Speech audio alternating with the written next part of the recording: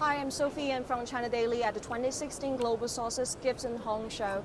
Here by my side is Cameron Walker, the president of Global Sources Gifts, Home and Hardware Group. Hi, Cameron.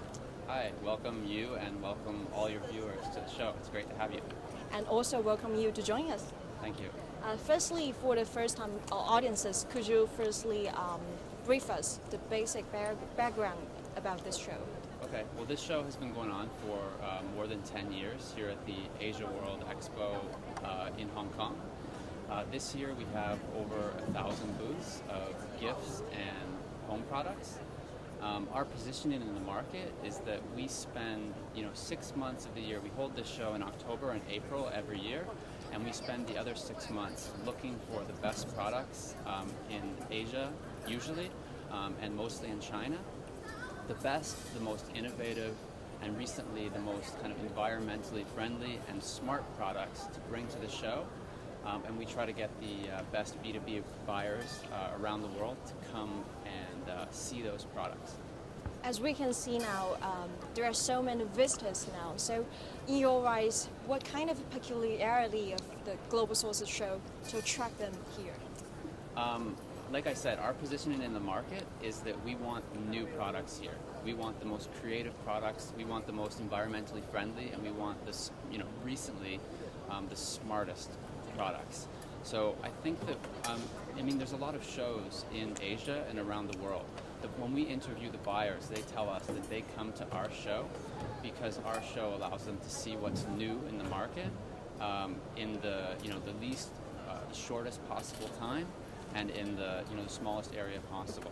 So they like that they can walk around this show and they can see the changes in the gifts industry and the changes in the home industry.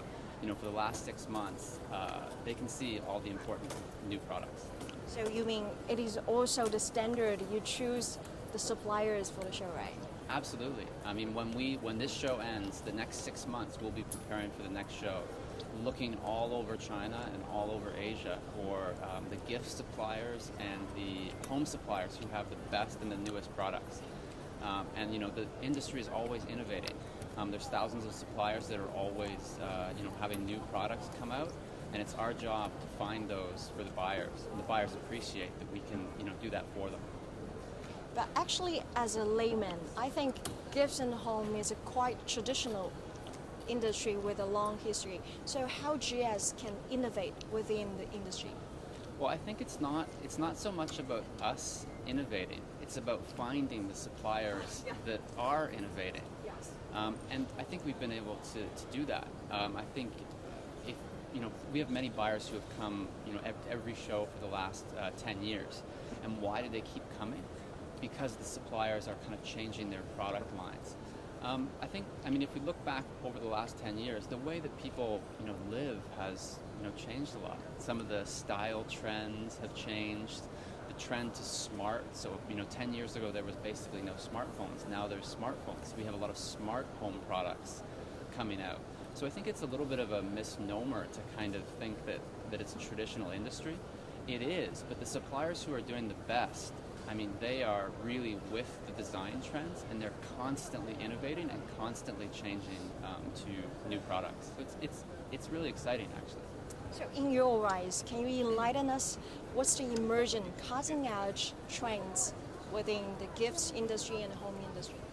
Well, I think the most obvious one, and we now have a products displayed here, is the smart trend.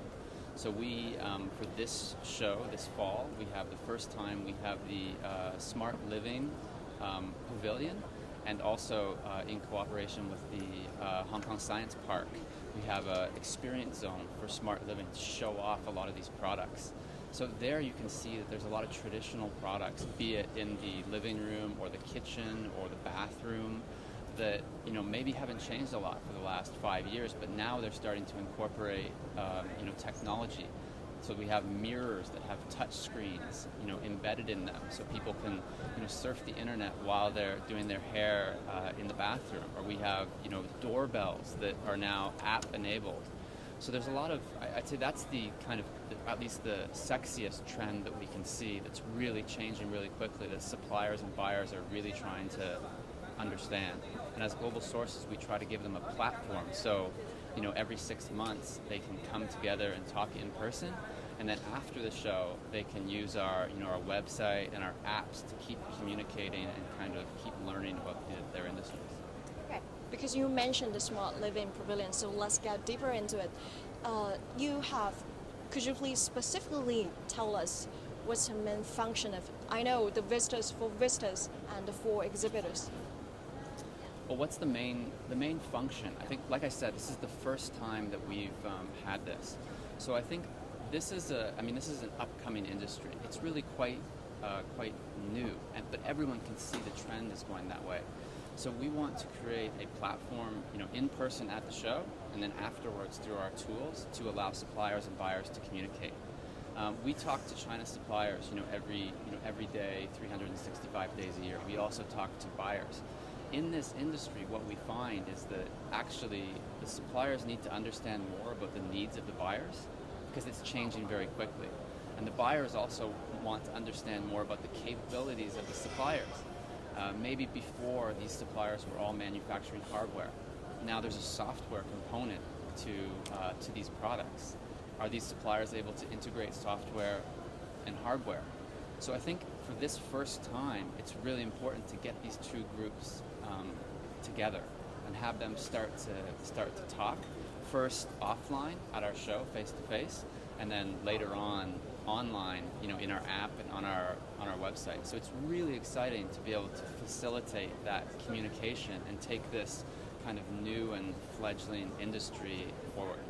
So can I say that actually Smart Living Pavilion is kind of a bridge between the buyers and the suppliers within the home industries? Well, I'm glad that you say it. That's exactly the way that we want to look at it.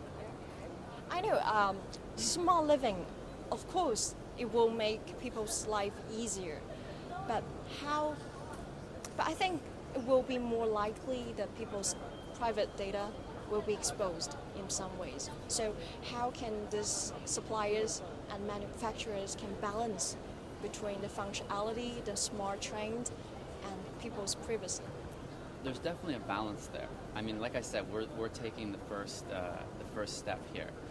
I think that we can see the smartphone trend from the last 10 years is actually a very similar situation. So I think what's happening now is that the tech companies have kind of realized that they need to give users flexibility with their data. They can't just say this is the way it's going to be. They have to let users choose. I'm willing to share this. I'm not willing to share that, and do it in an open way. So I think as long as I think that's already the trend with the smartphone apps. I think that will continue to be the trend with smart home. And I think that all those smart home tools are actually going to link back to the cell phone anyway. Thank you. Okay, I will think over further. So, in your eyes, what's the most prominent items of the show?